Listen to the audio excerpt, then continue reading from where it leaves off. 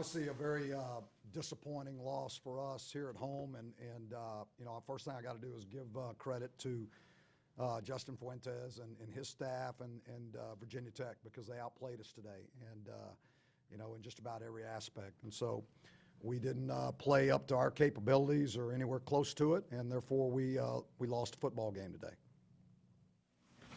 Larry, was there a hangover element to having two come from behind victories last 2 weeks?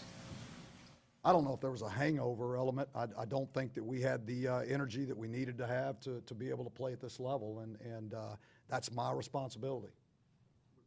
Outset, or did that sort of kind of take? I just think as the game went on, we never got anything going. I thought we did some things well defensively throughout the game, but I mean, we turned the ball over 5 times, you know, all on our end. I mean, you can't put your defense in that kind of position and expect to win football games.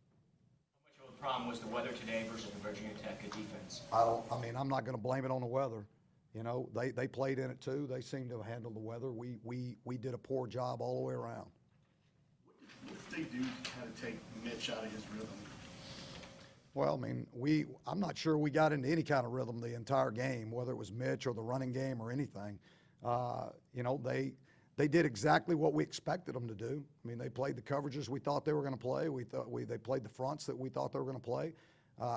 You know, you can't turn the ball over 4 times. You're not going to be able to get anything going. How big was it not to have Elijah in there, not only for his ability to run the ball, but also pass protection? Yeah, I mean, we missed him. We missed him. We missed Caleb Peterson. We missed those guys.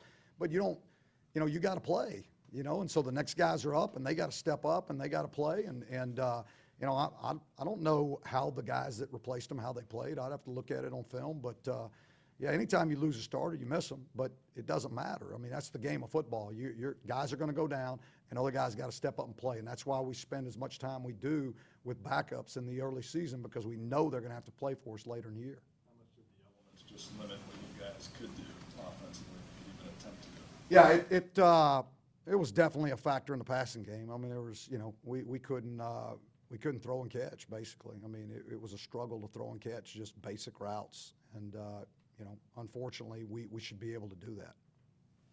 Only 2 for 14 on 3rd down. What was Virginia Tech doing on 1st and 2nd down to put you in difficult positions when 3rd down came around?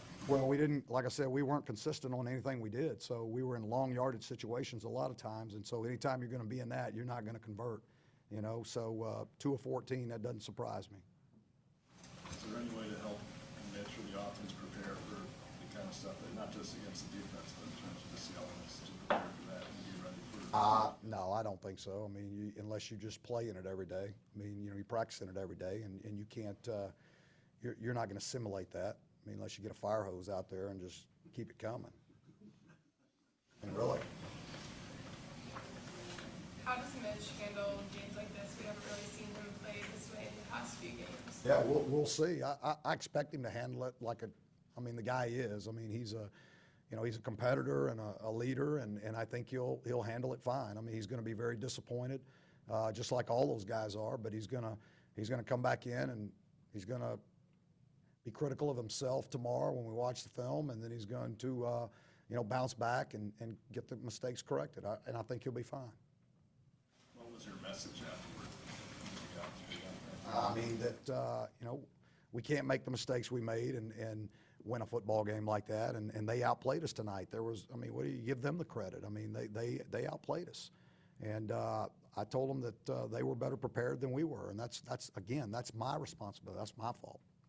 Is there a point where you can pinpoint that you recognize that maybe they didn't have the spirit that maybe they needed? Sort of what you allude to, what you were saying. No, not a single point. There wasn't any one point in the game. I mean, you know, we knew going into this game with the situation the way it was, that it was going to boil down to who took care of the football best, and we did not do that.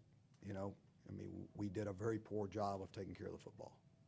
You talked about failing to get into a rhythm. When you start a game with a couple turnovers, how hard is it to get a rhythm after such a bad start? It's hard. You've got to have a tremendous amount of leadership and guys that are strong enough to be able to overcome it, and we didn't do that.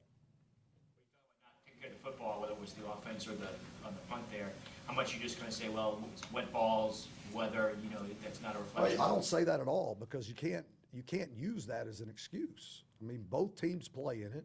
You gotta perform in that situation. You just have to. So that means whether it's extra concentration or whatever you got to do to make sure that you take care of the ball, whether you're throwing it or you're running it, you got to do it. It's just it's part of it. All right,